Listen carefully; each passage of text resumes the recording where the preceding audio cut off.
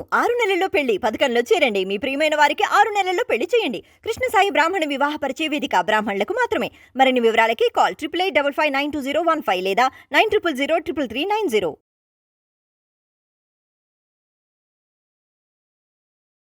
గురుగారు, ఉప్పు, నువ్వులు, నూనె ఇలాంటివి దానం తీసుకోకూడదు అని అంటారు కదా.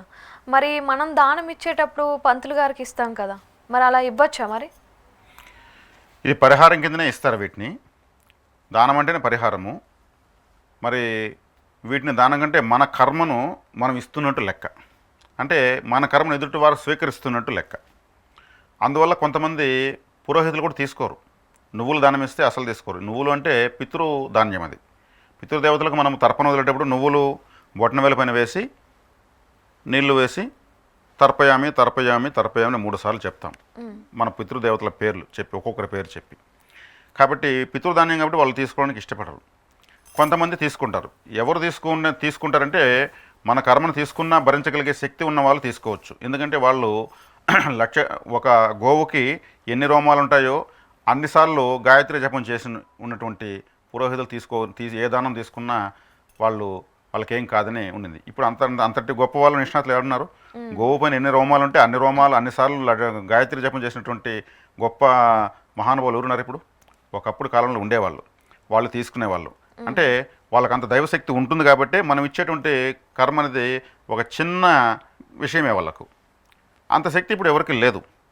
కానీ ఇస్తున్న వస్తువులకైతే మనము పరిహారంగా మన కర్మ పోవాలి, మన దోషం పోవాలనే ఇస్తాం మనం. అప్పుడేమి మన దోషాన్ని తీసుకున్నట్టే వాళ్ళు ఆ వస్తువుల రూపంలో. కాబట్టి వాళ్ళు తీసుకోరు. మనం కూడా సద్బ్రాహ్మణునికి దానం ఇవ్వాలి, సద్బ్రాహ్మణుడు దానం ఇవ్వాలని వేదాలు చెప్తున్నాయి, శాస్త్రాలు చెప్తున్నాయి.